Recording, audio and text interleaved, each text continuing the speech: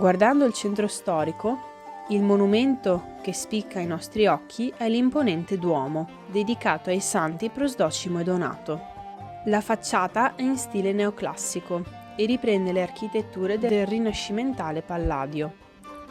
Il Duomo, come lo vediamo oggi, venne cominciato nel 1775 e terminato dopo ben 2 secoli. Il progetto è di un cittadellese, Domenico Bertoldo. La facciata, invece, è di Ottavio Bertotti Scamozzi.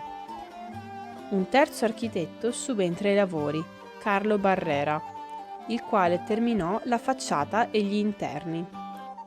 La pianta dell'edificio è a navata unica, con ai lati 3 e 3 altari minori, in marmo bianco, di Pove del Grappa. 2 sono i dipinti più importanti tra tutti. Uno del cittadellese Michele Fanoli, a cui è dedicato il liceo artistico di Cittadella, e l'altro è un dipinto del 1611 di Jacopo Apollonio, nipote di Jacopo Bassano. Molto particolare il campanile a bulbo, in fianco a destra. Dietro la chiesa è presente il Sagrato, una piazzetta da cui si accede al nuovo Museo del Duomo. Questo museo conserva interessanti apparati e oggetti liturgici, ma soprattutto alcuni dipinti rinascimentali di grande pregio.